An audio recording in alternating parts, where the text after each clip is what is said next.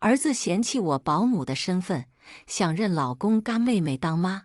生日当天更是打翻我做了一上午的满汉全席，老公也冷着一张脸，踹翻了我亲手做的无添加绿色蛋糕。一个上不了台面的破保姆也就会干点这，惹得大家都不痛快，还是青青善解人意，比你适合当妈。而他们发现我辞职后，更是双双赶我出门，就知道拖后腿。你做保姆本来就拿不出手，现在连工作都没了，跟村姑有什么区别？赶紧给我滚！没找到工作之前，别想回家白吃白喝。干妹妹徐青在旁边火上浇油，对顾你干活的卑躬屈膝，对贺哥和蛋蛋横眉竖眼。怪不得他们都说跟我在一起才有家的感觉呢。看着他们三人在我眼皮子底下试探我软硬，立刻停了房贷车贷，带走千万存款。门外，影帝牵着私生子靠在劳斯莱斯边，首富抱着女儿站在宾利前，同时向我伸出手，抢着叫我妈妈。笑死！我可是金牌保姆兼育儿嫂，要100万年薪也大有人抢着让我持家。今天儿子生日，我特意向雇主请了1天假，老公儿子吃过早饭便出门了，我独自忙活一上午，终于赶在12点之前做完一桌佳肴：红烧鲍鱼、可乐鸡翅、椒盐大虾，应有尽有，色香味俱全。可一直等到下午3点，父子2人迟迟没有归家。正当我坐立不安，以为出什么事的时候，门被打开，一阵刺耳的欢声笑语传来。老公把儿子架在脖子上，婆婆闺蜜的女儿徐青挽着她的胳膊，3人宛如一家3口走进来。看到我的刹那，徐青慌忙抽回手，害怕地躲在王鹤身后。姐，蛋蛋说今年的生日礼物要我和贺哥陪他去游乐园，请他的同学们一起过生日。孩子的愿望你不会介意吧？没等我开口，蛋蛋率先从他爸脖子上下来，猛地冲过来推了我一把。你一个臭保姆，去了就会给我丢脸，还是青青阿姨好，漂亮大方，我的同学都羡慕我。王鹤声音拔高训斥道：这件事怪你，非要做保姆这么上不了台面的工作，今天要不是青青帮忙，蛋蛋会让人瞧不起的。孩子小时候的阴影会影响一辈子，你要感谢青青才对，拉着一张脸给谁看？说完，他把徐青按到饭桌前，亲热地给他夹菜，温婉也就做饭拿得出手。你今天辛苦一天，快尝尝。你愣着干什么？青青爱吃辣，你再去做几道。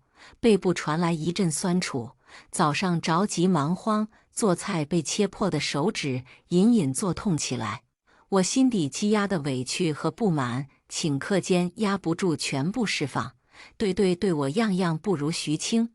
既然你们觉得徐青好，以后房贷车贷让他还，做饭洗衣家务全给他，老娘还不伺候了。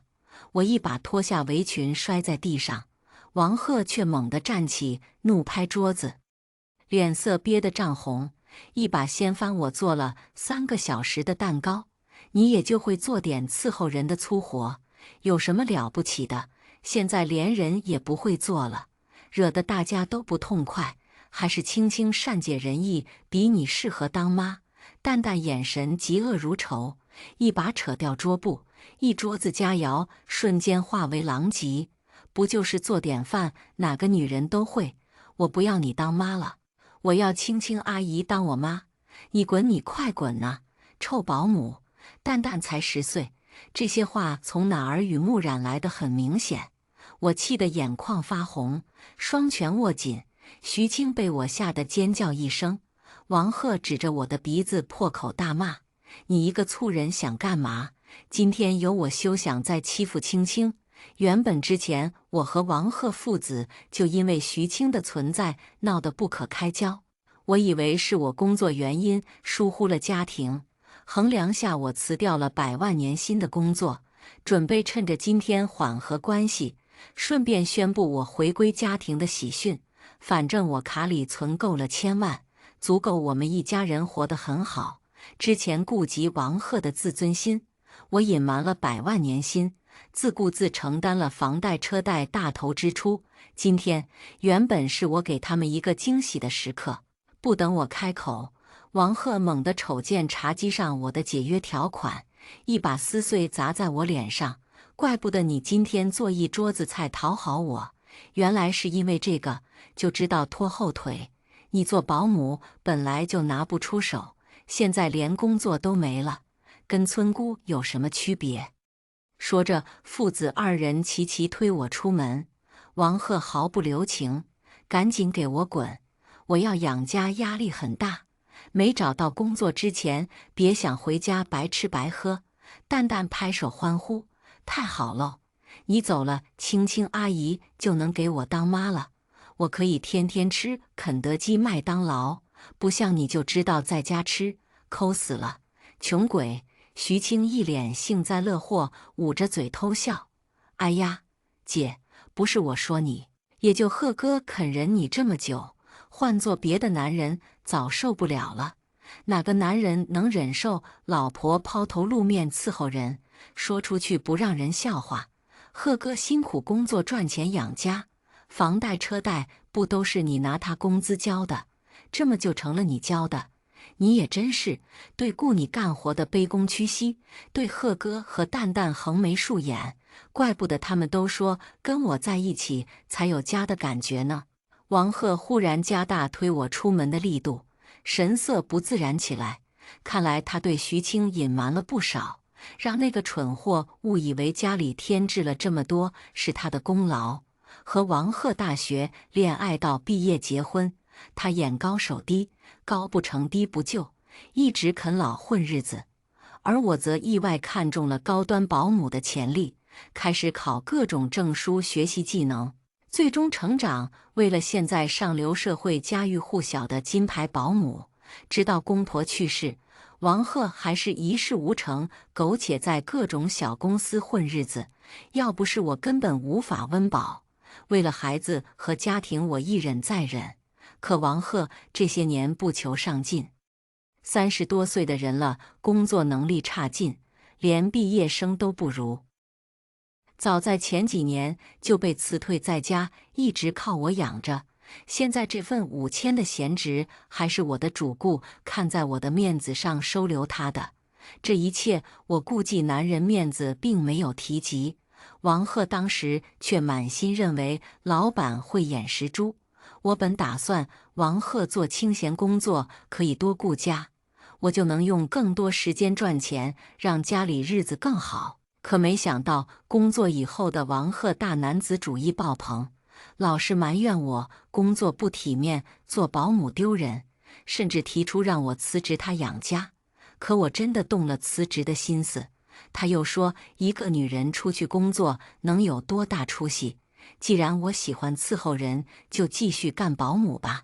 父子二人更是在那以后，和婆婆闺蜜的女儿，她的青梅竹马徐青越走越近，直到今天，3人在我眼皮子底下试探我软硬。我默默按下口袋里1000万存款的卡，潇洒转身离去。以后儿子老公我不要了，房贷车贷我也不管了，我倒要看看下个月6000的房贷车贷，你王鹤拿什么还？不等我走出小区，2道稚嫩的童声甜甜响起：“温妈妈，我来接你回家了。”影帝邹恒单手抱着他的私生子邹小琪，戴着墨镜口罩，穿着风衣，靠在劳斯莱斯面前，仅露出的一双眼睛透露着欣喜和期待。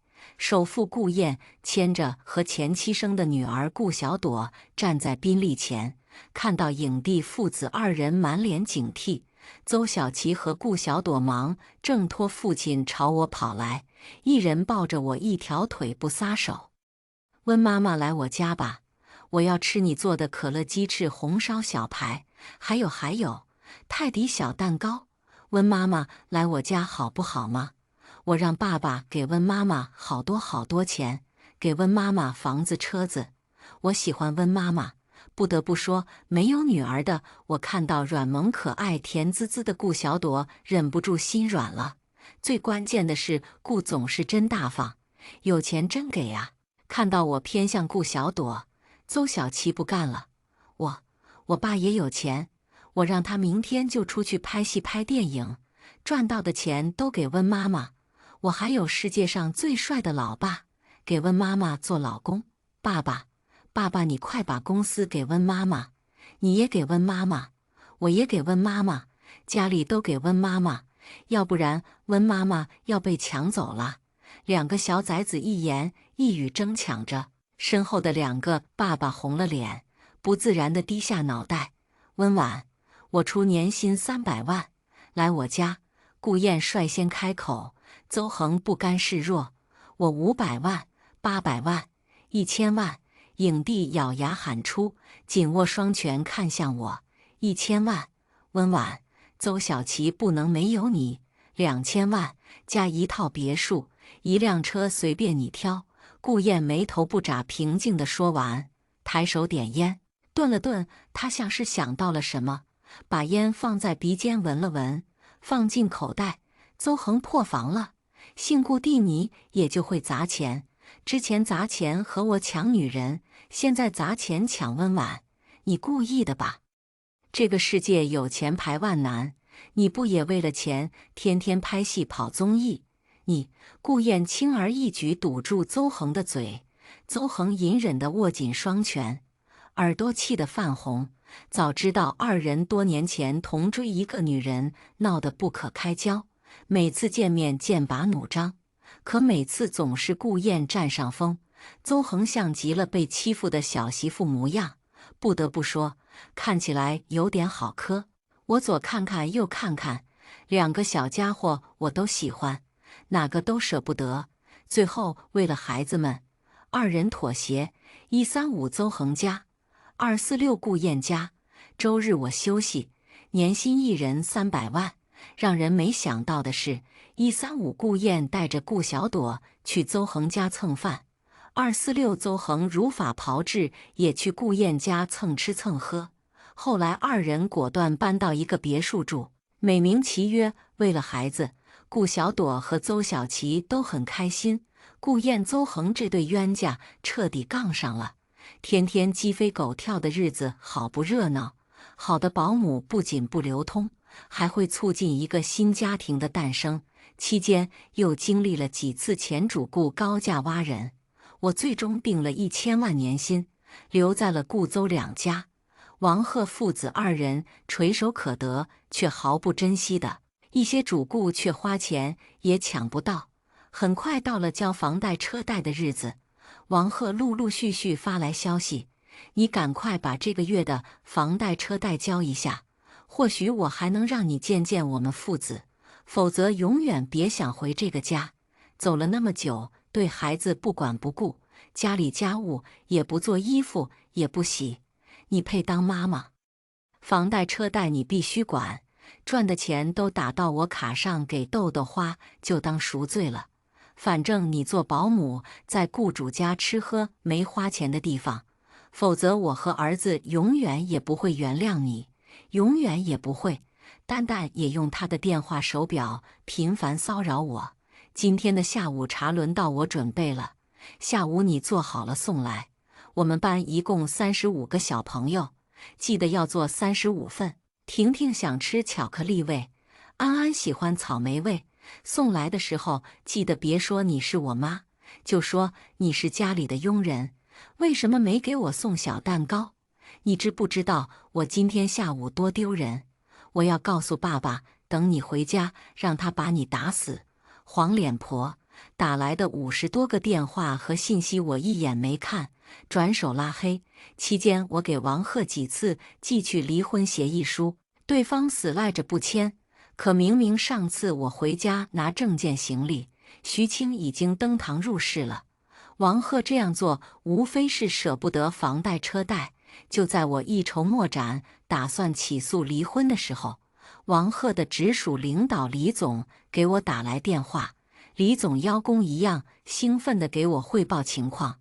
温小姐，王鹤那瘪三出轨了，他居然敢对不起你，要不要我马上开除给你出气？放心，只要你一声令下，我立马让他滚蛋。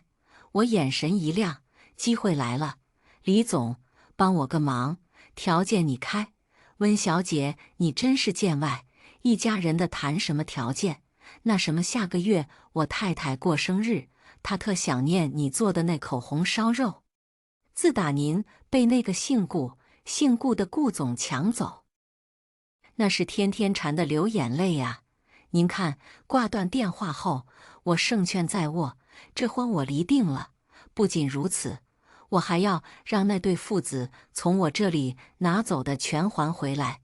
原本我在李总家做保姆，有一次李总以我的厨艺为傲，请顾燕等一众高层吃饭，可当晚我就被顾燕以高出李家4倍的年薪挖走了。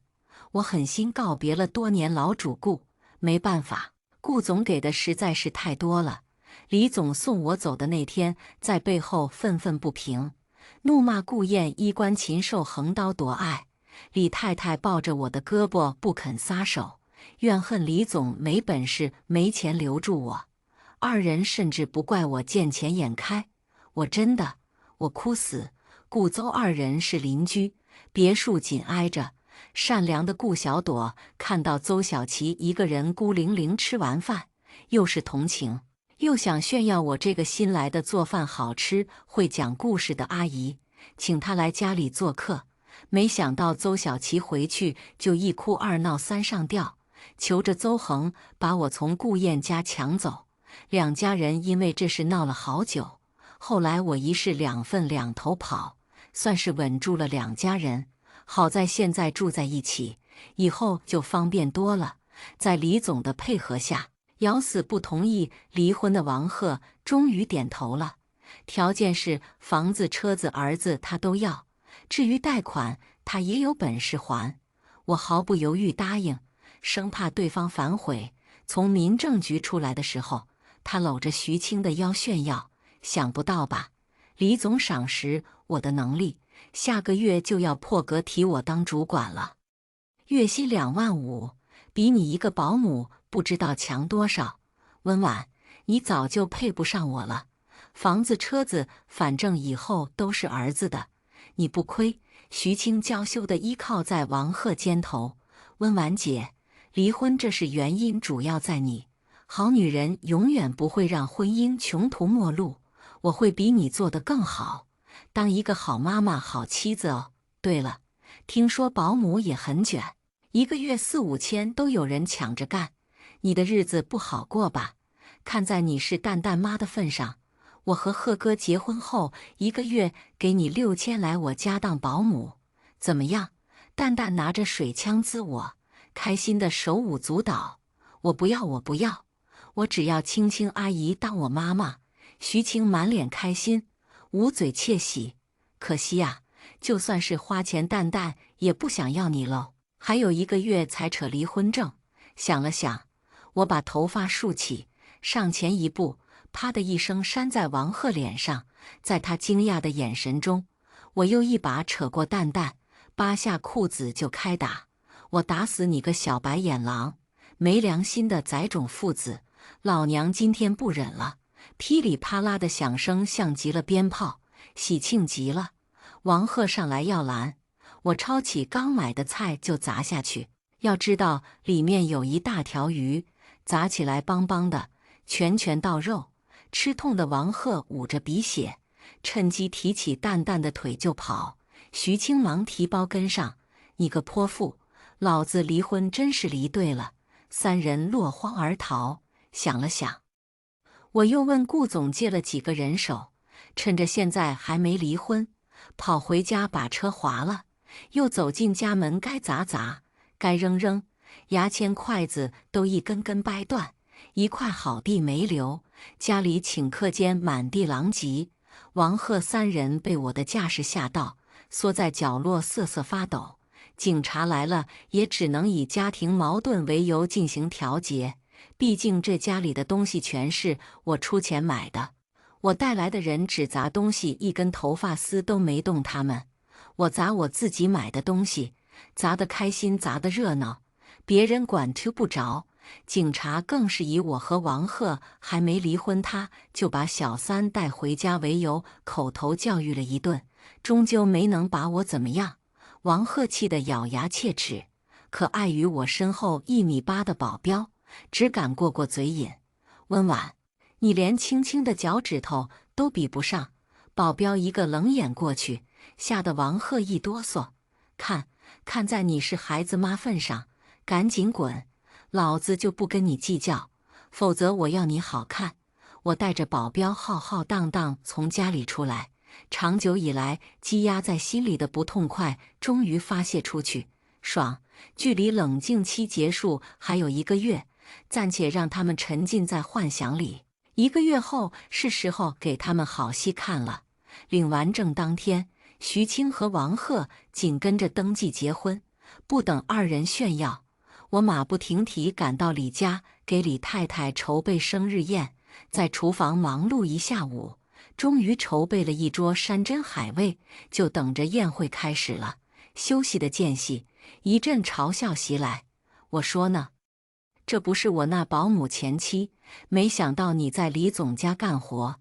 徐青一脸珠光宝气，挽住王鹤的手臂，伸出手指炫耀婚戒。如果没看错，婚戒是当初王鹤送我的，钱我还出了大头。说起来，我还要多谢温婉姐，要不是你没本事留住男人，现在的阔太太也轮不上我当。如今参加宴会的就是你了。说完，他又故作说错话一样捂着嘴。哦，不对，温婉姐，你终究是做洗衣做饭这种粗活的保姆，根本拿不出手。鹤哥马上要生了，一个上市公司的主管，怎么能要一个保姆做老婆？丢人！本打算忙完生日宴处理这2人，没想到他们自己找上门了。今天是李太太的主场，李家待我不薄，我不能闹大幅了李家面子。可我不理狗，不代表狗不会主动咬我。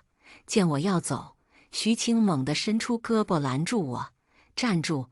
你一个佣人，我们可是贵客，我没让你走你就不能走，否则我就告诉李太太要你好看。去，给我倒杯橙汁来，我怀了宝宝，不能喝酒。”王鹤温柔地抚摸徐青的小肚，再给我的宝宝洗点草莓。我家宝宝有密集恐惧症，草莓籽一定要亲手挑干净，一个不能留。我要吃西瓜，记得切成 Kitty 猫的，我家宝宝喜欢。如今我可是李总身边的大红人，他亲口说全公司上下他最赏识我，有意培养我当接班人。做不好，信不信我一句话让李总开除你，让你被业界拉黑，再也找不到保姆这样的工作。很快这里的动静就吸引起别人的注意，我礼貌一笑，对着2人扬起手，许是想到那天的场景。王鹤猛地向后一震，徐青尖叫出声：“差不多得了，这里没使别嚎了，我看你俩也别在这狗吠。我看门口空着，缺2条迎宾狗，不如那蹲着还能体现点你俩喘气的价值。”我收回手，还想再说什么，徐青看见我背后，忽然坐在地上掩面哭泣。王鹤张着嘴无声威胁：“你完蛋了，闹什么闹什么？今天是我的生日宴，不是阿猫阿狗哭丧的地方。死爹死妈死老公死小三死娃死狗男女的，回家哭丧去，晦气玩意。”雍容华贵的李太太在一众贵妇人的簇拥下来到后花园，可惜王鹤没听出李太太话语里的讽刺，端着一杯酒就凑上来：“李太太，您家里这个下贱的保姆居然冲撞我老婆，她可是怀了孕的，万一出个好歹，你让我们夫妻俩怎么活？这个女人不干不净，我是她前夫，我清楚得很。表面上给人当保姆，背地里指不定干什么陪睡陪聊的事儿。他上一家伺候的主顾就是一个40岁的男人，那男的逢年过节还给她送花篮，还送了她一个爱马仕。你说，要是清清白白的关系，别人能送她几万的包吗？真是一对渣男贱女。我真是为那位太太感到不值啊！不得不说，王鹤长点脑子，知道这些太太们最忌讳什么，专门往兔平方那方面引导。只可惜，他口中的渣男就是李总一家。李太太气得涨红脸，环顾四周，一把夺过身边太太的红酒泼在王鹤脸上。你，说谁下贱呢？婉婉是我请来帮忙的贵客，你算什么东西，敢骂婉婉？要我看你跟你身边这个，还有肚子里那个胚胎，才是三剑客。要是气走婉婉，我要你好看。我告诉你，花篮和包都是我送的。按照你的意思，我才是婉婉那个奸夫。你骂老李就算了，你还侮辱婉婉。宾客名单拿来，我倒要看看你算哪根葱。就算是山东大葱，我也给你连根拔起来。这下轮到王鹤、徐青傻眼了。徐青也顾不得哭，从地上默默站起，退到一边，尽量缩小存在感。王鹤却看不清形势，继续在雷区蹦跶。我是王鹤呀，李太太，误会，这都是误会。您去问问李总就知道了。我和李总关系好着呢，他前些天还赏识我能干、刻苦有意，提拔我呢。不料话音刚落，李总身后带着一群高层浩浩荡荡走了过来，中气十足的辟谣：“这人谁呀？我这里没剩饭剩菜，不喂猫狗。张姨，快把这两个不三不四的狗男女赶出去，别扰了太太兴致。我就说呢，李总想来做事稳妥，怎么瞧得上这种玩意？这种人狂妄自大，不懂礼数，就算是公司招保安也轮不上他。我记得宾客名单里没有邀请这两个人。”一群高层的话让王鹤脸色发白。李总偷偷朝我挤眉弄眼，脸上的表情似乎在说：“我做的不赖吧？”我这才明白，一切都是李总夫妻二人为我出气，故意设计王鹤、徐青二人，想让他们出丑。我点点头表示感谢。李总夫妻太实在了。眼见两个保安拿着叉子就要赶走他，王鹤立马蹭到李总面前：“是我呀，李哥，上次您才派您的助理跟我私下谈过。”说着，他进一步靠近李总，小声开口：“您还说等您升了经理的位置提携我呢。”李总冷笑一声，一群高层跟着哈哈大笑起来。怕是秘书传达有误，我让他通知你尽快离职。就你那水平，你爸妈把你放出来，也不怕被流浪狗抢食。原来是那个连续1年迟到早退，入职3天搞坏5个打印机、1个饮水机，拿咖啡机泡中药的蠢货。不仅如此呢，午休时间在办公室脱鞋，熏到同事住院吸氧，把附近罕见的流浪狗都引来公司的那个也是他。几个高层一言一语谈论起来。王鹤万万没想到自己被记住的原因居然是这些，尴尬的脸红到脖子根了。温婉可是我太太的贵客，100万年薪都请不到的金牌保姆，还是我从总裁那借来的。原本看在人道主义的面子上还有商量的余地，可你得罪了贵客，公司是留不住你了，趁早办理离职。李总补充道。一群贵太太立马激动起来。温婉呐，居然是温婉！我家老白要变了联系方式都没联系到他，没想到是被总裁请走了。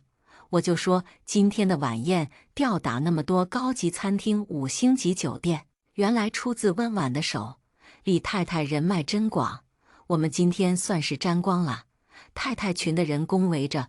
话语里透露了我在这个圈子里的含金量，在高级不也是保姆，伺候人的活，在古代你这样的可是叫奴婢，青青可是设计师，再怎么说你也配不上我。王鹤还不死心继续侮辱，可一个太太就顺着他的手认出了徐青。哼，什么设计师能设计到老板床上？这不就是前段时间勾引老板不成被辞退的狐狸精吗？他老板太太可是我20年的姐妹，情况保真。听说他大学期间还剽窃过舍友的设计呢，从里到外都不干不净。听说现在温婉小姐拿着千万年薪，果然是蠢货，捡了只鸡丢了凤凰。被戳破的徐青捂嘴尖叫一声，不等王鹤就仓皇而逃。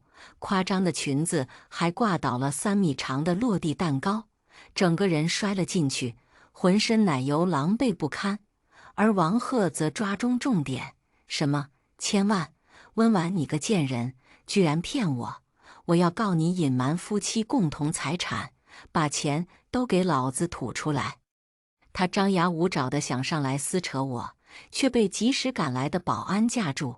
李太太皱眉看了眼地上的蛋糕，不用扔出去了，直接送警局。等这对狗男女彻底消失以后，总算清静了许多。为了补偿李太太，在她满含期望的星星眼下，我最终答应了再给她做几顿好吃的补偿。丢了工作的王鹤不死心，又来纠缠我几次。可当初离婚的白纸黑字写得清清楚楚，再加上他出轨有错在先，他气成子茄子也没从我这捞到一点好处，甚至还因气急败坏殴打工作人员，喜提3天拘留。出来后的王鹤一改之前的破防，转而拿儿子威胁我：信不信你再不把钱吐出来，我就杀了儿子。他进太平间，我进监狱，我要让你失去唯一的亲人，让你后悔终生。想到那个叉烧儿子的所作所为，我直呼还有这种好事。我油盐不进，穷途末路的王鹤终是找上门来。淡淡看见我手里提着的袋子，把手里不知哪个路边采的野花扔在地上，狠狠踩碎。我就知道你这个坏女人是跟别的男人跑了，否则你为什么要丢下我和爸爸？坏女人，我打死你，打死你！说着，他扑上来，对我又踢又拽。我手里的塑料袋被扯坏，蔬菜散落一地，心里的火气被点燃。我用力狠狠把这个小兔崽子推开，摔了屁股蹲的蛋蛋坐在地上嚎啕大哭。王鹤这个透明人掐灭烟头，伸手朝我走过来，还不忘放狠话。我就说你一个臭保姆，哪来的本事年薪1000万，还住大别墅开豪车，肯定是傍大款了。那1000万是你卖的钱，呸，贱人！妈的，一个伺候人的玩意，还敢学人出轨找男人！今天不把钱给老子吐出来，我缠你一辈子！不等他上来拽我头发，就被突然出现的邹恒一脚踹倒。邹恒穿着休闲卫衣套装，戴着帽子、口罩、墨镜，遮挡得严严实实的挡在我面前。要不是朝夕相处，我还真认不出来裹得像木乃伊的人会是他。好啊，你们果然是对奸夫淫妇，我这就把你们曝光发到网上，让你们遭受万人唾弃。说着，王鹤就从地上爬起来，撕扯邹恒的外套。蛋蛋也从远处跑来，一口咬在他腿上。见有孩子，邹恒隐忍着躲避，被王鹤一把扯住了卫衣帽子。我扔掉手里的菜，跑过去帮忙。邹恒是大明星，曝光了不仅影响他的人设，我一个素人更是要被推上风口浪尖。王鹤像条发了疯的野狗，按都按不住，一把扯掉了邹恒的口罩。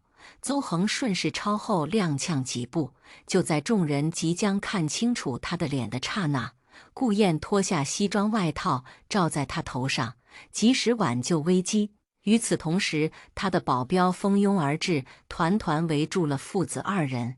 看着离开前王鹤猩红的眼睛，我知道要是不主动反击，他这辈子都会阴魂不散缠着我，人渣就该待在地狱。顾燕搂着邹恒的脑袋，直到进家门才松开，西装外套滑落，露出邹恒通红羞涩的帅脸。谢谢，顾燕转了转手上的戒指，慢条斯理道：“你说什么？我听不见。”这下邹恒的脸直接涨成西红柿色，扯着嗓子抵在顾燕耳边：“我说，我不会感谢你的。我刚代言了你的公司，顾总可真是敬业，懂得保护代言人，这本来就是你该做的。”说完，他急吼吼脱鞋上楼，头也不回。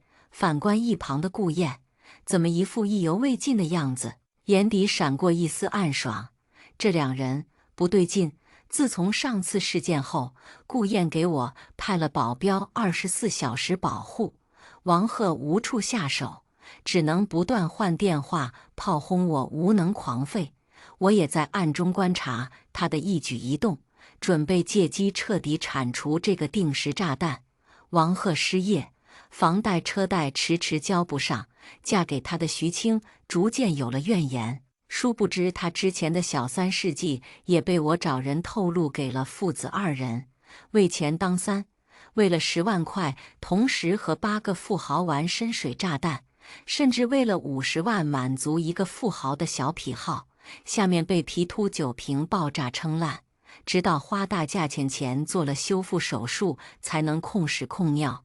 现在找上王鹤，也不过是为了健康金盆洗手，找一个接盘侠罢了。夫妻二人穷困潦倒，被没收了房子车子，被迫一起挤到公婆去世前的小平房。听侦探说，天天3天一大吵，5天一动手，日子好热闹。直到徐青到日子为王鹤生下2胎，他的下体旧伤复发，最终为之前的无下限买单，不仅患上直肠阴道痿，下体也整个溃烂裂开。听说产房那天的医生护士都被吓到，甚至成了本市一则传闻。他被迫切除了部分女性器官，彻底失去了重操旧业的后路。好在基因争气，生下的儿子跟王鹤如出一辙，一看就是亲生的。王鹤对小儿子爱护有加，徐青也凭借儿子厚脸皮跟在王鹤身后，死就是不离婚。二人因生孩子欠下债务，不仅失去了公婆的小平房安身，甚至天天被追债的逼得东躲西藏。怨气横生的王鹤和徐青互相折磨一段时间后，终是将矛头对准了我。要不是温婉那个心机婊使诈分走那么多财产，老子也不可能变成这副样子。胡子拉碴的王鹤呸了一声，嘴里的劣质烟头弹进了徐青洗着的碗里。徐青看着一旁躲在角落恶狠狠瞪着弟弟的蛋蛋，气不打一处来，一把揪着就动手，擀面杖一下又一下。淡淡的哀嚎吵醒了襁褓里的弟弟。王鹤本想拦，可看到淡淡那张与我7分像的脸，他也搓了搓手，和徐青一起教训起来这个兔崽子，让你吵醒老子的宝贝儿子，这么大的孩子了还不懂事，一点钱也不能从你妈那要来，真是没用，老子白养你一顿了，现在就靠不上你，老了还指望你给我养老，废物！现在的蛋蛋早就不是当初被我养得健健康康的样子了。夫妻二人不仅不让他上学，甚至拿走我给他每个月都抚养费养小儿子。他时不时就顶着一张鼻青脸肿的脸来问我要钱，说不难过是假的。可每次我不肯给他口中的几百万几十万，他对我破口大骂埋怨我的样子，又会让我瞬间清醒，骨子里就是冷血无情自私的兔崽子，也别渴望他能及时悔悟。他永远屈服他爸爸的父权，心底也一直没有瞧得上我这个做保姆的母亲。直到那天下着瓢泼大雨，蛋蛋跪在我面前止不住磕头，被王鹤打破的脑袋还在涓涓流着血，血水顺着雨水滴在地上。妈妈，我错了，我真的错了，求求你收留我吧，你不收留我，我会被那2个人打死的，他们只爱小弟弟，不爱我。我现在才知道，只有你是爱我的，我真的错了，妈 to 妈，我只吃1碗饭，很好养活的，求你收留我吧，我可以干活，可以洗碗擦地，我什么都能干，我还能和你一起伺候老板，我一定不会偷懒。妈妈，别不要我！”看着揪着我裤腿苦苦哀求的孩子，我无奈叹口气，把他接进屋。算了，好歹是我怀胎10月生下的孩子，从今以后你就跟我一起生活吧。蛋蛋狂喜，猛地扎进我的怀里，不断啜泣。妈妈，我就知道你对我最好了。别墅大门关上的那刻，王鹤也从黑暗中出现。一进门，蛋蛋就好奇地摸上摸下，打听这个打听那个。妈妈，你照顾的那2个小朋友呢？住在几楼啊？我可以陪他们玩。妈妈，平时老板在家吗？他什么时候下班回家？怎么现在还没有回来？我要和你的老板打个招呼才行。别墅外面那些黑衣人好凶啊，我好害怕，可不可以让他们离远点？蛋蛋转身对上我意味深长的笑，猛地镇住。蛋蛋，2个小朋友都睡了，他们都放假，在2楼，叔叔们今晚加班不回来了。那些叔叔也是为了安全，你害怕的话，妈妈让他们去远处守着。今天给你做红烧小排好不好？只给你1个人吃。我耐着性子解释。蛋蛋松了口气，故作亲昵地上来蹭了蹭我的手。不用了，妈妈，我不饿，好困，我们赶紧睡觉吧。我们好久没有一起睡觉了，要不是我半小时后在监控里看到他蹑手蹑脚在我的牛奶里下药，我或许还真被这瞬间的乖巧打动了。亲眼看到儿子毫不犹豫掏出药粉，一股脑全倒进牛奶，没有一点犹豫的场景，我的手情不自禁攥紧手机，喉间像密密麻麻的针扎一样痛苦，浑身涌上一股寒气，打了个战栗后，不争气的眼泪还是流了出来。我们的母子情分终究是到头了。等蛋蛋端着牛奶走进房间，我背对着假装睡着，他试探性地叫了我几声，确定我熟睡后，拿出电话手表给王鹤通风报信：“喂，老爸，我已经全部办好了，他睡过去了，你快进来吧，我已经给你开门了。”蛋蛋小心翼翼又渴求奖励一样开口，电话那头的王鹤却不耐烦：“知道了，知道了。怎么这么久才办好？老子等得都快冻死了。”挂断电话后，蛋蛋喃喃自语：“都是你，有钱为什么不给我？我可是你唯一的儿子，你的都是我的，还有徐青和那个小兔崽子，你们全部都去死！妈妈，只要你死了，你的钱全部给我继承，爸爸肯定会高兴的。到时候徐青和那个小野种就等着被扫地出门吧。”黑暗中一道亮光闪过，蛋蛋掏出水果刀，颤抖着手坚定地朝我捅下来。最后一滴眼泪滑落眼角的那刻，我翻身而起，一把打飞水果刀。妈妈，你……事情败露，蛋蛋居然将桌子上的牛奶打翻，拿着碎玻璃就朝我冲来。我不管，今天你必须死，你可是我妈，为了我你就消失吧，你赶紧去死啊！可惜他终究是个孩子，被我3两下就收拾在地。门外一阵嘈杂过后，保镖拎着被控制住的王鹤出现，身后跟着顾燕和邹恒。看到眼前这副场景，在场的人无不感到悲怜，同情地看着我，就连王鹤也傻眼了。你居然要杀你妈？不是说好了绑架那2个小兔崽子，问你妈要到钱就走吗？你要害死我！我从兜里掏出手机，页面同步了蛋蛋电话手表的一举一动。早在雨里求我收留他的时候，他就跟他的爸爸一直保持通话。也是在那个时候，我就算好了圈套，等着父子2人送上门。我可是你妈，你的电话手表，就连你现在身上穿的衣服，一件一件都是我买的。你以为我真的不知道吗？我拔高了声音，蛋蛋早被吓得哆嗦在原地，别墅里的监控也清晰拍下了王鹤带着绳子麻袋潜入2楼，准备绑架孩子们的场面，人证物证全在。他们父子2人逃不掉了。小朵和小琪早就被提前安置在了另一处别墅，安全得很。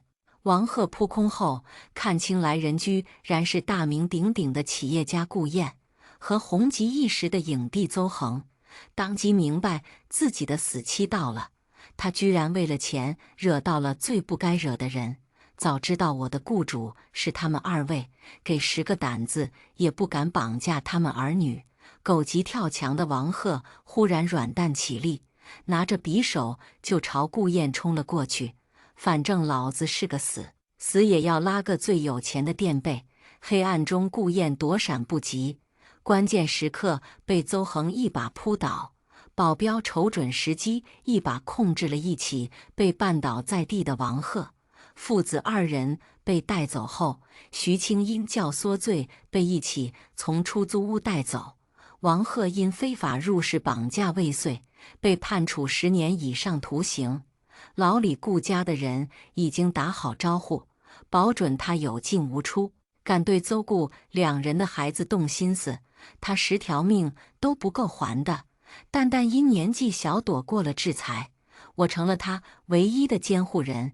经鉴定，他身为未成年，在自己父亲的影响下，心理已经严重扭曲，患上了精神病和双向，被我做主送进了封闭式精神病院接受治疗。为了社会安定，他的未来只能由我掌握。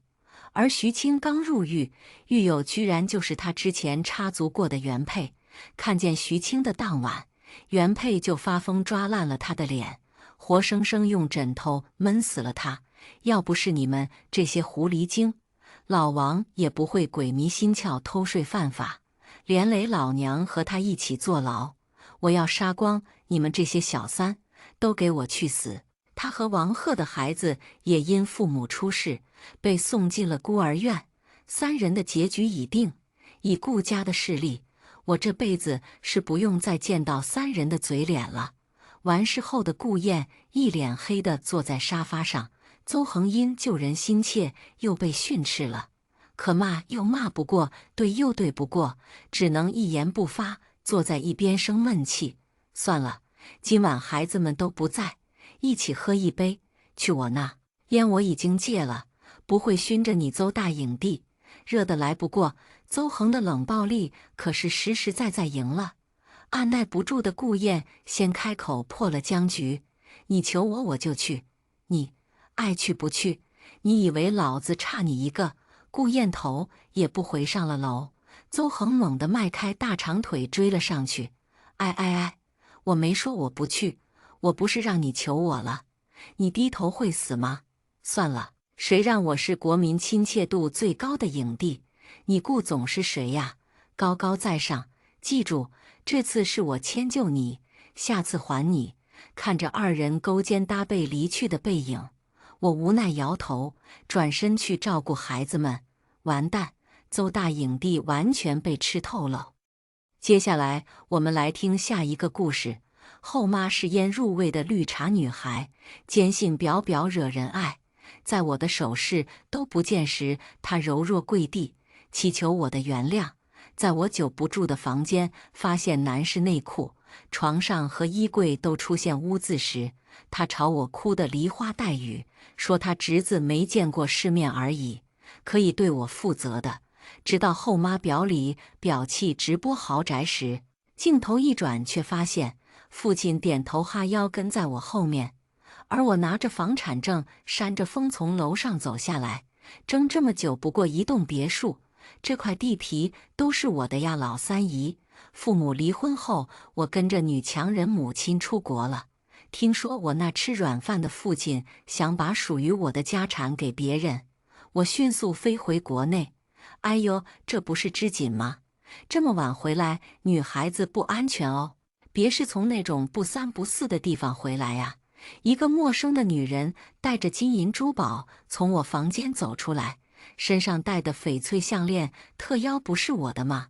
见我不开口，他张口就宝贝女儿，让妈妈看看。爸，这谁呀？看见我就让我喊妈。父亲尴尬地看着李姨和我，你怎么今天回来了？房间你妈妈。在我的注视下，他收回了那个称呼，开口迅速：这是你后妈，叫李姨就好。她是怕我妈的，于是同样惧怕和她一样的我。毕竟她能有今天，靠的是我妈和我外公外婆，所以她对我表现出来的父爱都带着掺杂利益的讨好。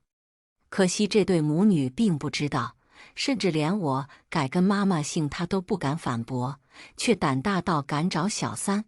李姨40的年纪，却依旧像小女生一样，穿着白色的连衣裙，挽着我的父亲小鸟依人。李姨笑着打着圆场，话里却都是对我的敌意。听到介绍李姨时，仿佛没听到一样。以后我们就是一家人了。看我们织锦长得多漂亮，可别乱招惹外面的男的，以后才能嫁个好人家呀。他走近我，脖子上和手指上的翡翠却明晃晃摆到我面前，似乎是吃定了我一定不敢点出来。我一把挥开，试图拉住我的手。我只有一个妈，上不了台面的东西。带着我的首饰是做好了赔偿的准备了吗？小三阿姨见我气笑，拿出手机像是要给我妈打电话。父亲立马转头呵斥李姨：怎么回事？你怎么带着织锦的东西？李姨脸色一僵，似乎是不明白我怎么敢反驳我爸，甚至我爸还为了我指责他。但是他很快反应过来，迅速摘下首饰，朝着我扑通一下就跪下来：织锦呢？阿姨对不住你，这不是想着你要回来了给你暖暖首饰吗？放久了怕坏了呀。而且阿姨年轻时穷没见过好东西，一时恍惚才带了你的东西。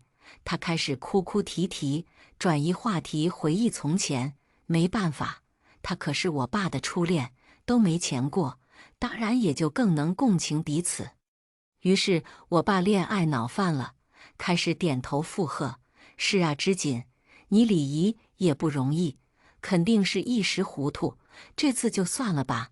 说着说着还觉得自己挺有道理，时不时给自己点个头。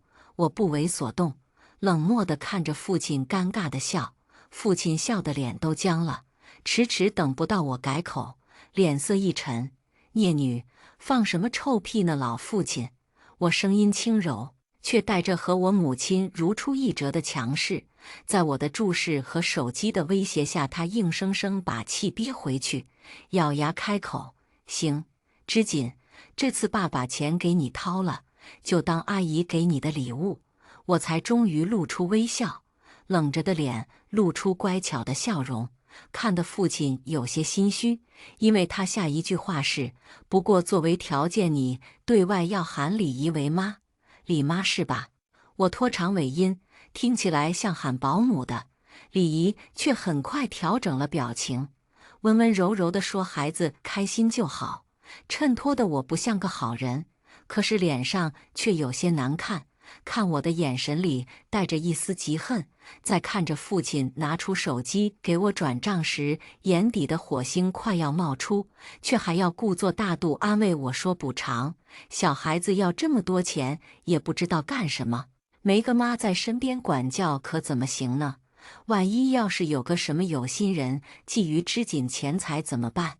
阴阳怪气说了一通后，发现我丝毫不在意，只是父亲面色一直在变，似乎是在考虑把钱拿回来。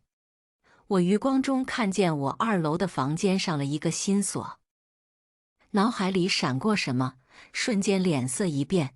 在他想要恶心我前，我再一次开口发难：爸，我房间怎么上锁了？刚刚李姨可是从里面出来了。父亲搂住李姨的手一顿：干什么对大人大喊大叫？真是跟了你妈那个泼妇死样，没教养，像是逮到了我的错处一样。他开始对我指指点点：你敢吼我？有些不可置信地看着面目全非的父亲，原来他的骨子里就没看得起我妈过，连带着他的女儿我也是。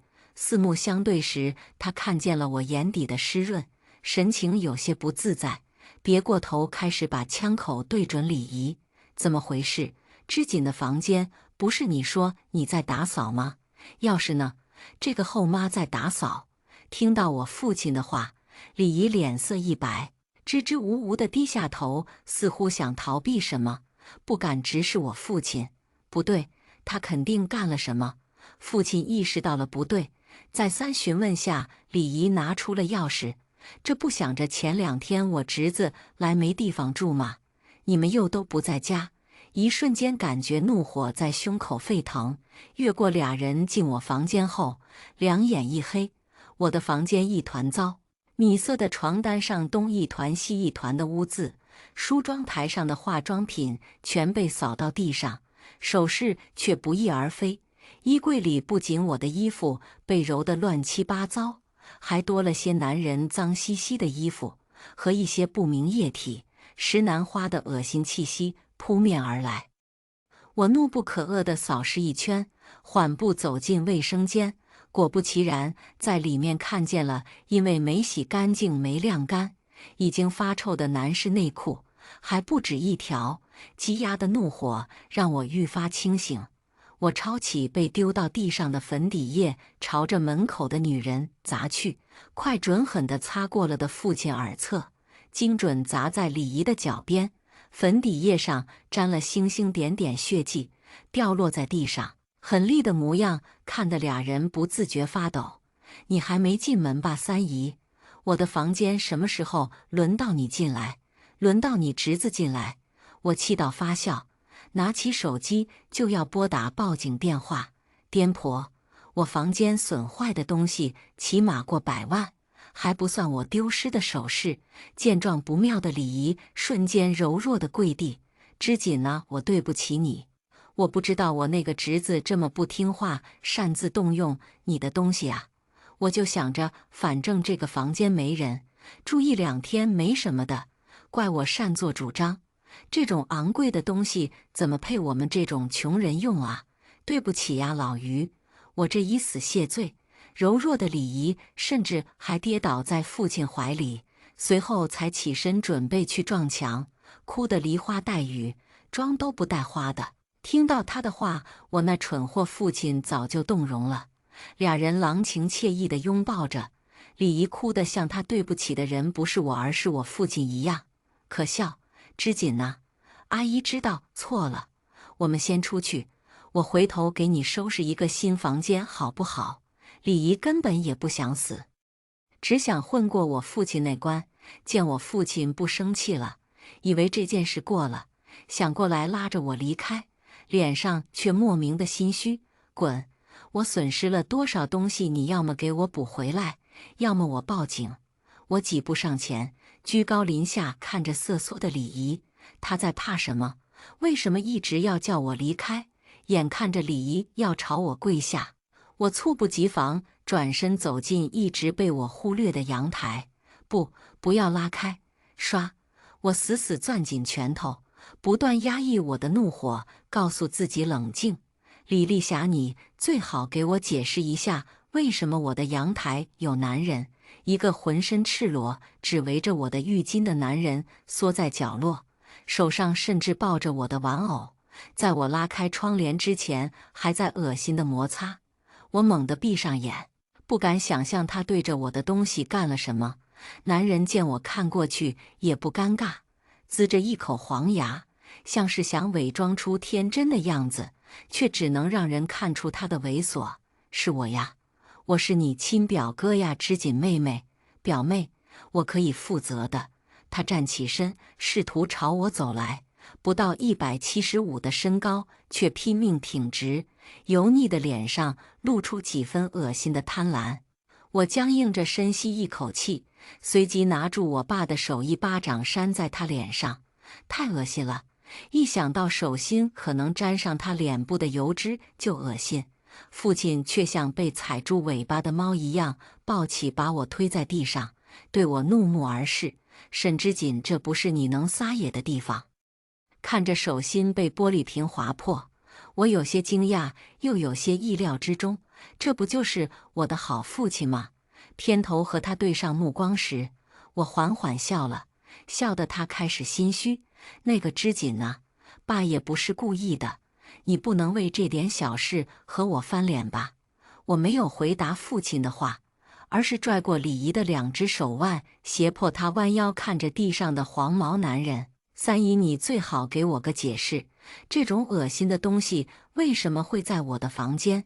手上的力道让李姨一时间无法挣脱，她骤然哭起来，被我猛地一松手就跌在地上。黄毛男人还凑近搂住了李姨，吓得她骤然尖叫出声。见我一脸阴寒，父亲也没有维护他的意思，下一秒他冷静下来，开始又一次使出绝招，扇自己巴掌，一边扇一边忏悔：大小姐是我不对，我贫穷不该妄想嫁入你们家，也不该想着发达了接济一下老家的人。我的侄子他还小啊，他不懂事，你杀了我饶了他吧。说完不管3721，又一次想撞我的墙上。而听到他的话，我爸脸色早就缓和了，急忙搂住李姨，皱着眉看我，像是不认同我，不理解我这么小气无情一样。织锦，你懂事一点，谁想得到你会突然回来？不就是一个房间吗？甚至不能说是胜负心，是他心底诡异的同情心。他当初不就是这样和我妈结婚的吗？是真胜负还是假好心呢？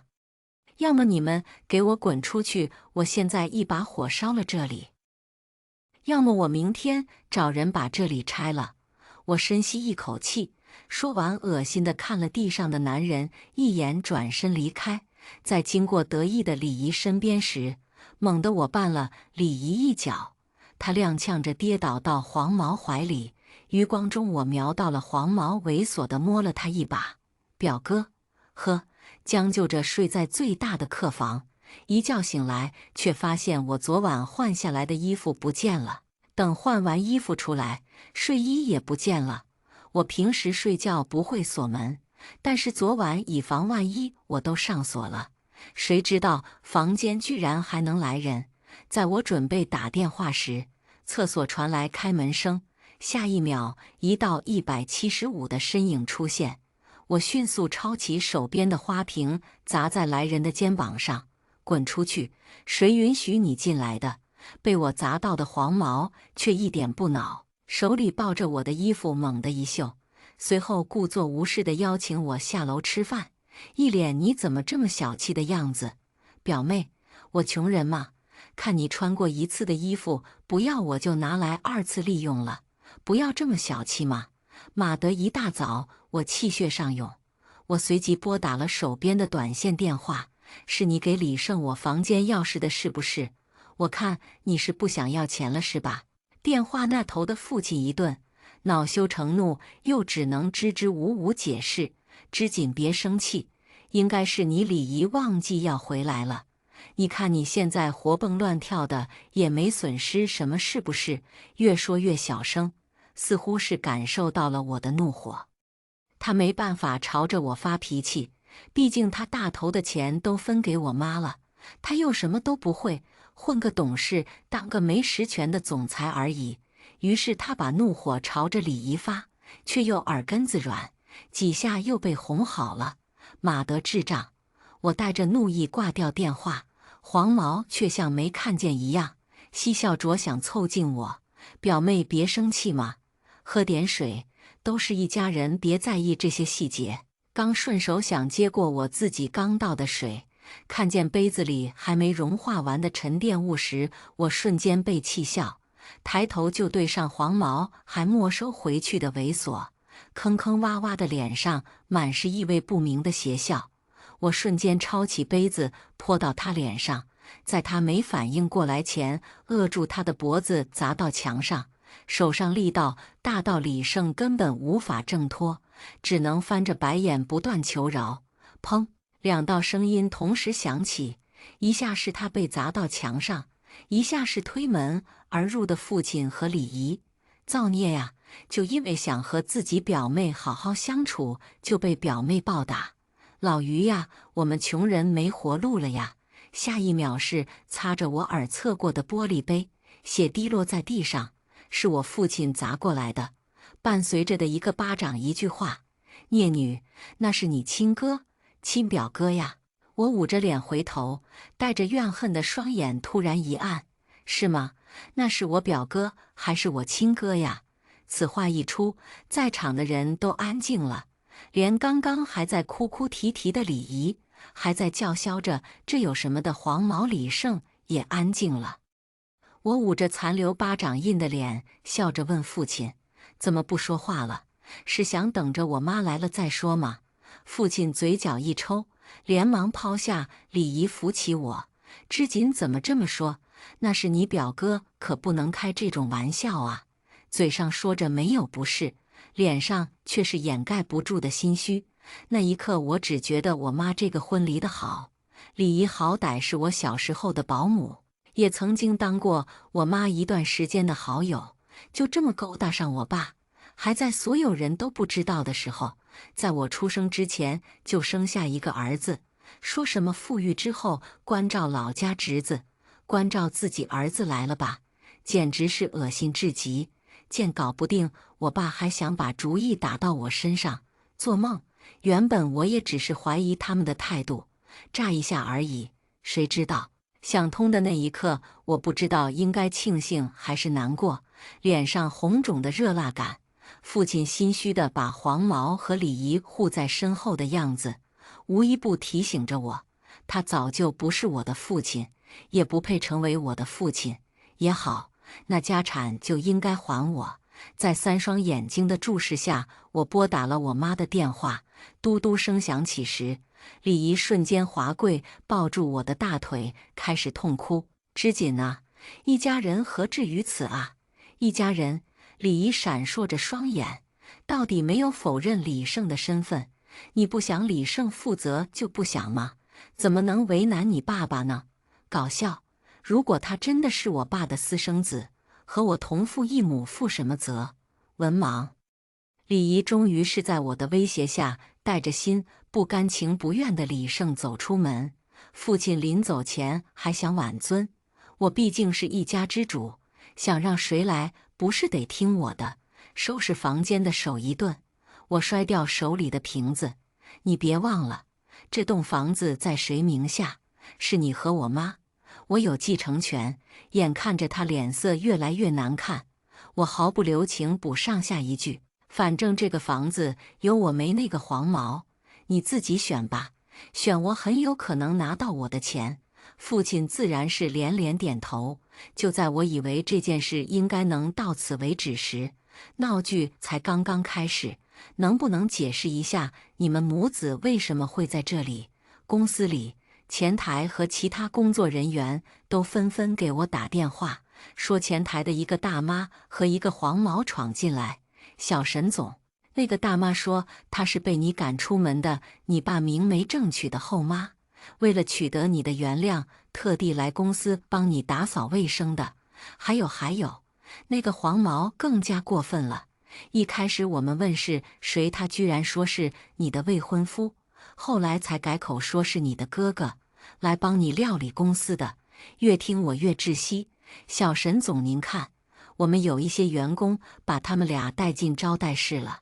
推开门，我一看，两人大摇大摆坐着，指挥我的员工给他们端茶倒水，嘴上一口一个“这就是我家公司”，吊儿郎当的模样，让人看了牙痒，恨不得上去给他们一拳。这年头，老三也敢上门挑衅了，还未来老板娘、大少爷。我怎么不知道我妈变成老三，还多了个儿子？手上的文件随着我的话响起的同时，脱手甩出。锋利的边角迅速擦过被李姨拽到身前的李胜脖颈，沾着血迹再次划破他的手。双杀呀！我慢悠悠鼓起掌：“知锦呐，我好歹是你爸认下的妻子，你这有点不懂礼貌了吧？”李姨拍了拍灰尘，故作端庄地站起来，在摸到手上的血迹时一愣，反应过来后迅速垂下头开始啜泣：“我错了，知锦，我不应该关心你吃了没冷不冷，就跑到公司来问候你。我这种穷人实在是不应该打扰你的工作，我怎么配呢？态度的急速转变让我一愣，余光中看见有好事的人拿起手机，似乎在拍视频时，我才反应过来，这个绿茶婊开始演戏了。眼看着我沉默，他以为是我被堵到哑口无言，在外面还是又要给他这个后妈面子。看着我穿的蕾丝吊带，啧啧了2声，又此地无银300两一样，单手捂住李胜眼睛。哎呦，织锦呐，不是妈说你，姑娘家家在外，还是要注意一下形象的，穿这几块破布糟蹋我儿。侄子双眼哟。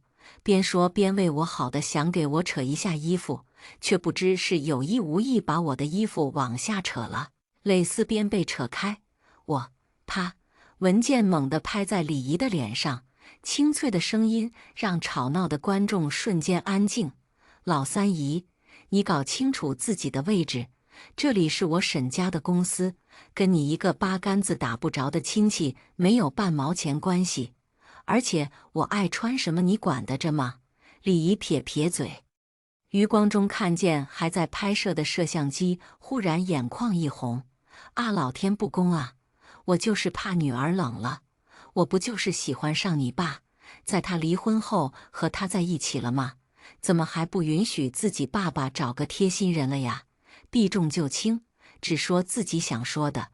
果不其然，四周的群众被他的绿茶味熏到，开始为他说话了。嗨，怎么小沈总这么霸道？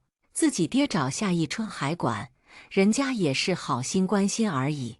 嘘，我刚刚可是听这个阿姨说了，这个公司说不定以后会是小沈总他爸的，老板娘是谁还说不准呢。就是听说汪董离婚时，可是连小沈总都不要。眼看着舆论开始偏向他，他开始得意了。毕竟你爸确实也是爱我，以后的一切也说不准的，对吧？我暴毙冷眼看着，以为找到了我爸就是找到了靠山嘛。砰！我一脚踹开他，试图拿起摆桌上的花瓶动作，剧烈的疼痛让老三姨根本来不及维持脸上表里表气模样，表情都扭曲了。看着我的高跟鞋，忍不住咒骂：没娘养的小贱蹄子！此话一出，他瞬间意识到不对，立马捂住嘴巴。可惜我已经听见了，鞋跟落在他刚刚炫耀的我爸买的价值100万的手镯上，猛地碾过去，玉碎的声音格外清冽，碎玉溅起从他面前掉落，倒映出他有些惊慌的神情。我脸上的笑意不达眼底，怎么不继续叫啊？继续伪装你的后妈形象啊？我以前是懒得和你计较，觉得掉面，现在看来你是蹬鼻子上脸，敢踩着我的脸上位。话音刚落，我身后跟着的保镖几步上前，抄起李姨和李胜。不，沈之锦，你不能这么对我，我可是你亲哥。李胜在慌张失措间吐出真话，甚至李姨都没来得及捂住他的嘴。话音刚落，四周的人倒吸一口冷气。若说刚刚还只是对李姨单方面的小三找上门看不起的鄙夷，现在就是震惊和深感牛逼。要知道，他看起来比我可大多了，那就是婚内出轨，孩子都比我这个正式的大。一时间议论纷纷，那个举着摄影机的男人手一直在抖，直到在我的示意下被我的保镖抓住。紧接着就是母子俩的一人一巴掌，公平得很。啪啪，清脆的声音比刚刚玉碎的声音还好听。被扇了2巴掌的李姨对我怒目而视，一改之前的绿茶模样。你叫我一声阿姨，我就是你的长辈，更何况我还是你爸未过门的妻子，我都是为了你好。你居然不敬长辈，目无尊长！你现在这样不孝，毫无仁慈之心，以后联姻都没有人要你。你怎么给你爸做贡献？封建余孽的老东西！我被气笑了，高跟鞋居高临下卡在他试图攀扯我裙摆的手指中间，鞋头碾过，李姨发出尖锐的报鸣，就在李姨准备继续辱骂我时，被李胜拉住，两人隐晦地对视了一下。李姨像是余光中看见了什么，原本还七个不服八个不忿的李姨捂住眼睛，又开始唯唯诺诺：“织锦，不，织锦小姐，是我这个后妈没做好，你怪我是应该的，我不应该仗着长辈的身份关心你，应该听从你的安排的。我只是心疼老汪这么大年纪没个贴心人，是我不该逾越。”一边说一边捂着脑袋，像是两眼一黑。一旁的李胜眼珠子乱转，贪婪的眼神从我身上扫到办公室华丽的装修，最后一把鼻涕一把泪哭了起来，仿佛遭了多大罪一样。我面无表情看着他们说完，在身后的巴掌快要落下时，我脚尖一转避开。这是第一次，我避开了父亲的巴掌。孽女，我说怎么开始唯唯诺诺了？原来是我的渣爹来了。在他开口说话前，保镖咻一下把175的他夹起来，满是皱纹的脸上出现滑稽的震惊。你干什么，沈织锦？我踩着高跟鞋与他平视，眼底是释然。老东西，你的股份不过10%，识相点就拿着房子滚回家养老。边说，我边拿出文件和房产证复印件，上面是我妈的盖章。这栋房子，我妈在我的点头下转让给父亲了，算是最后的赡养费，既是我和妈妈最后的仁慈，也是钓鱼的鱼钩。李姨母子可不只是我出气的沙包，这最后的价值可要好好用。我凑到父亲耳边，在他压抑不住的喜悦表情下开口。你别以为那个房子给你了就是你的了，不同于父亲听到这句话的无能狂怒，李姨和李胜却格外欢喜。老汪，房子终于是我们的了。他满心欢喜地挽住父亲的胳膊，看我时像斗胜的母鸡一样得意，经过我时还故意想撞我一下，却被我一躲他踉跄了几下，差点摔倒。哼，我大人不计小人过。说完，扭扭肩膀就想去找刚刚在人群中举着摄像机的人，却发现那里早就没人。恼怒地跺了几下脚，惹来父亲的关怀后，又不在意地走了。叔，不，爸，妈妈既然进门了，我也可以这么叫你了吧？李胜操着一口黄牙对着父亲笑，父亲也不恼他的口气，只是欣慰地拍了拍他的肩膀。当然了，我们不是父子胜似父子，依旧在人前演着继父与继子的把戏，毕竟他们确实看起来不像，说不是亲父子，大家也是认可的。三人看起来其乐融融，活脱脱幸福的一家人。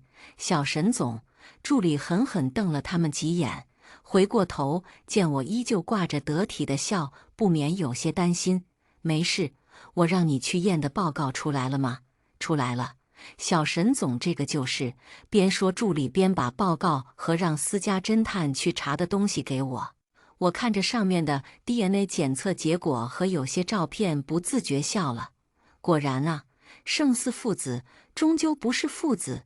沈小姐，这最近你们家快递这么多呀，还都是贵重物品。我们上次就因为搬个盒子被骂粗鲁了。据汪太太和大少爷说，里面可是价值100万的手表呢。刚刚准备进门，一早就在等着的物业来找我诉苦，实在是他们在我不在的这些天太多事了。不过这么快就以少爷太太自居了吗？哎呦，小姐你看，这个汪太太天天在网上直播她40岁有房有车的生活 vlog 呢。我接过手机看了一眼，这个账号上面露出的房子、车、首饰、衣服都曾经是我妈妈的，不过是丢在房子不要的废品，竟然被她废物利用了。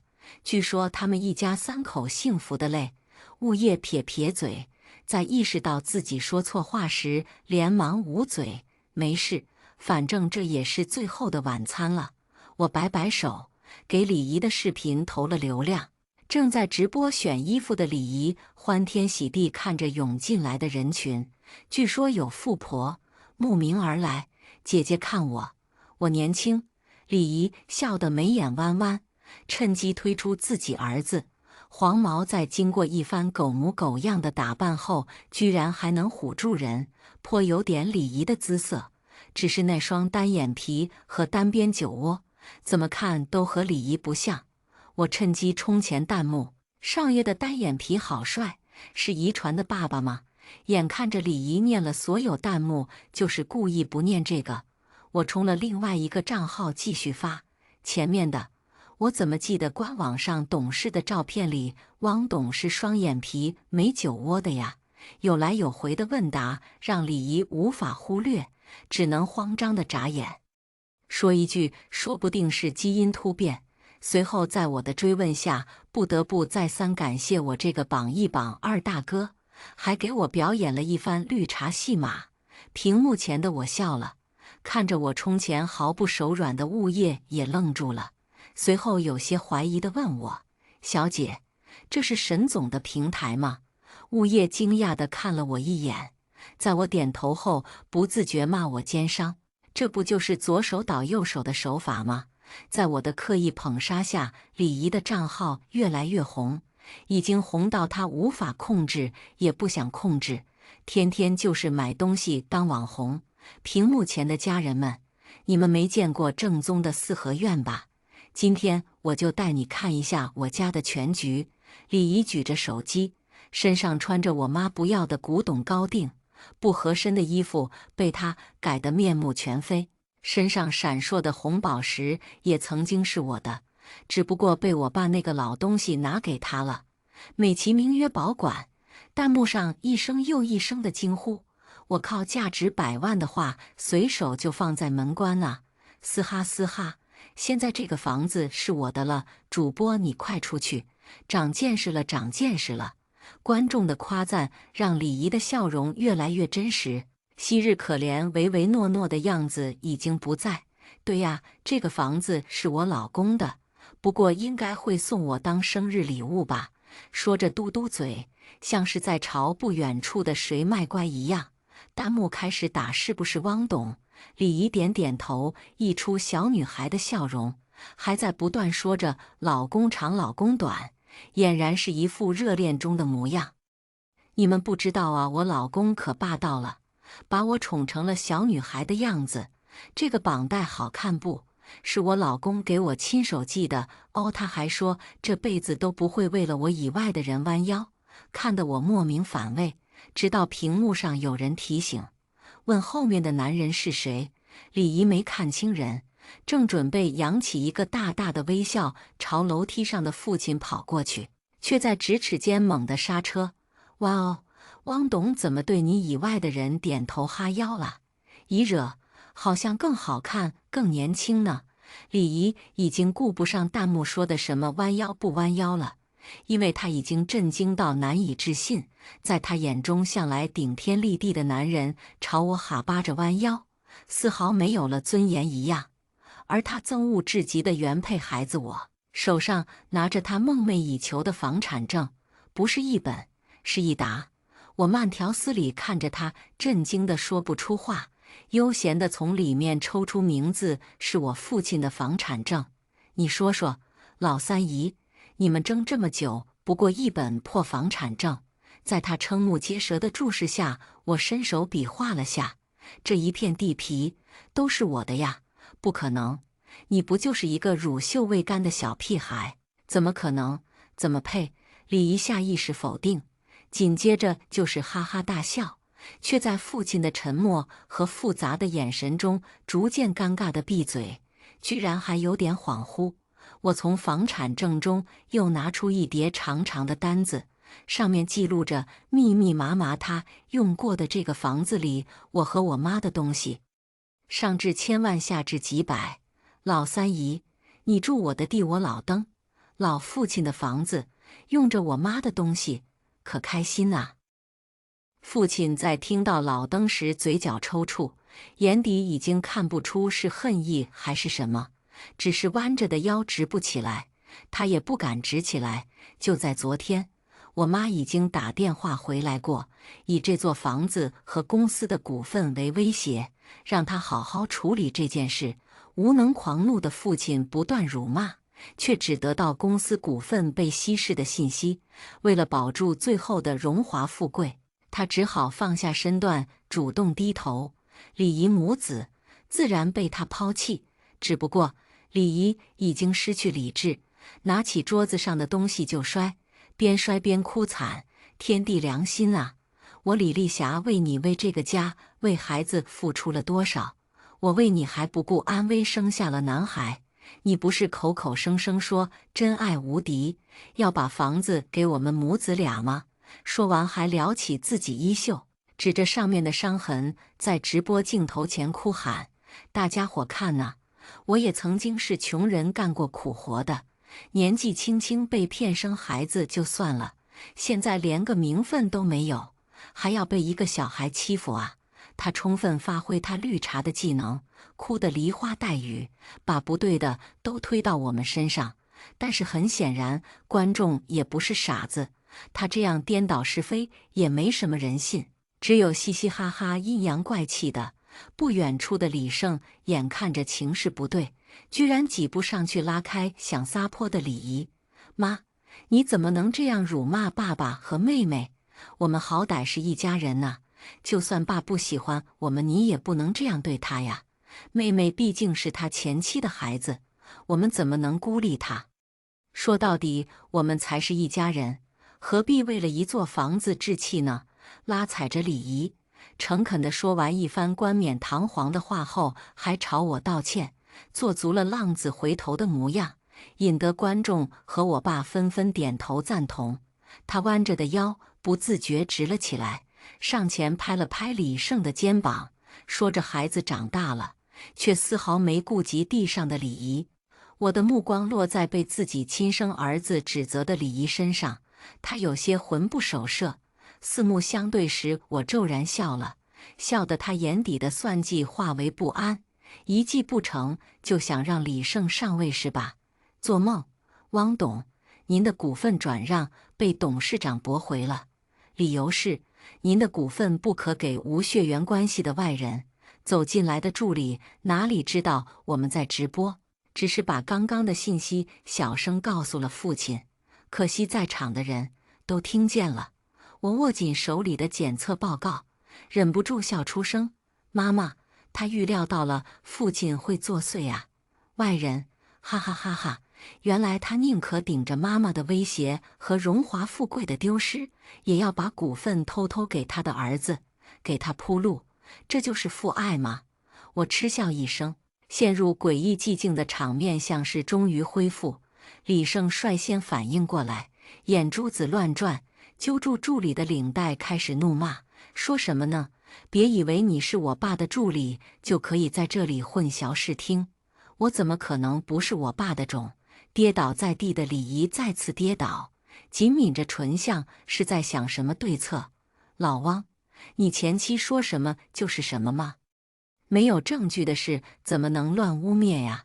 边说边跪爬着地上的碎钻到父亲面前，仰视着父亲，眼底满是哀戚和爱意委屈。眼看着父亲有些动容，他继续打感情牌：“我们多年的感情就这么经不住考验吗？”父亲叹了一口气，脸上的怀疑被强行压下去。毕竟比起我妈，他当然更偏向李姨母子。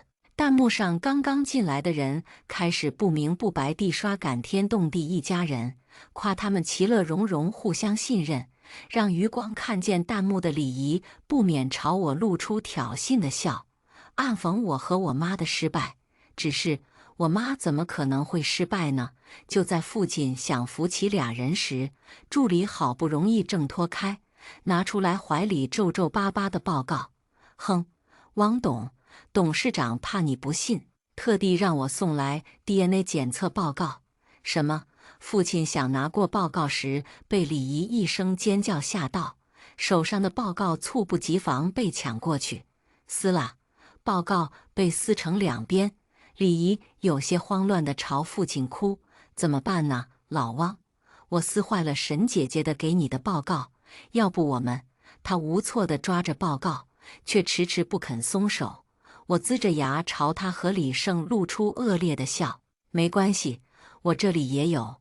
汪董、李女士，我这里还有。我和助理的声音同时响起。果然，妈妈和我一样，不打没有准备的战斗。李姨，你无论撕多少张，我这里都有。我从包里拿出一叠报告，和那一沓房产证一样，极具有冲击力，看得弹幕也一愣一愣。我靠，这就是大家族争权夺利吗？房产证是一沓的， DNA 报告也是一叠的，我勒个大豆啊！父亲皱着眉接过报告，看着上面的李胜与他毫无血缘关系几个字，两眼一黑，踉跄了几下，差点没站稳。这个时候已经无人搀扶他了。贱人，你们都是贱人，合起伙来骗我的贱人！话音刚落，便提起一口气，李姨一巴掌，李胜更是降龙18掌，挺着啤酒肚踉踉跄跄，却执意要去殴打俩人。被打懵的李胜下意识还手，被打回来的父亲更加生气了。贱人，我对你和你妈那么好，你们居然合起来骗我，还我儿子，还想骗我的房子。李胜也不是省油的灯，哪怕他再弱鸡，也比父亲被酒浸润到无力的身体好。对着父亲哐哐就是拳打。哼，老东西，你以为我想讨好你呀？谁知道你这么没用，没办法带我们进门就算了，连钱都捞不到。早知道我就不应该听我妈的来找你喊爹。俩人你来我往，互相殴打。地上的李姨也没闲着，在要逃跑之时，居然被李胜拉回来，只因为他看见了父亲背后的保安。那一刻，他想起来，我父亲再不行也是有钱人，也不是他惹得起的。情急之下，他拉出李姨挡箭，是他谋划的。我也只是个孩子，我懂什么？李姨听见这句话，眼冒金星。蠢货，你在说什么？我还不是为了你好，为了我好，为了我好，你就应该处理好一切，再带我来。说好的千金小姐的身体我没尝到，荣华富贵我也没享受，凭什么现在出事我也要担责？理直气壮的语气让李姨一噎，很快大喘着气开始咒骂。在俩人互相伤害时，父亲居然耷拉着脑袋走到我身边。织锦呐，爸不是故意犯糊涂的呀，你也看见了，是他们这对母子蓄意害我呀。故作温柔的语气落在他红肿的脸上时，却分外滑稽。哦，那又怎样？我面无表情回他，现在是想忏悔了，无论说什么都被我一句哦，那又怎样噎回去，毫无发挥余地。眼看着他着急了，想来扒拉我，被助理一推，陷入正在打架的母子中间，开始被打急眼了的母子俩殴打，场面十分混乱。还在吵架的声音随着直播被掐掉，隔绝在身后。我走出这座生活了10年的房子，来不及想什么，就看见不远处开着跑车的女人朝我鸣笛：“小姑娘上车嘛！”我骤然笑出声，笑弯了双眼。来了，亲爱的董事长。戴着墨镜的女人朝我伸出手，先是快走，后来忍不住跑起来，想早点到她身边。妈妈，怎么了？那3挨千刀的欺负你了没？你在，他们怎么可能欺负我？那就好，那两母子还犯了事，我一并查出来，足以关他们5、6年了。至于那个老登，既然股份这么不珍惜，那我就笑纳了。笑声伴随着车子启动的轰鸣声逐渐远去，直到驶入炽热的阳光之下。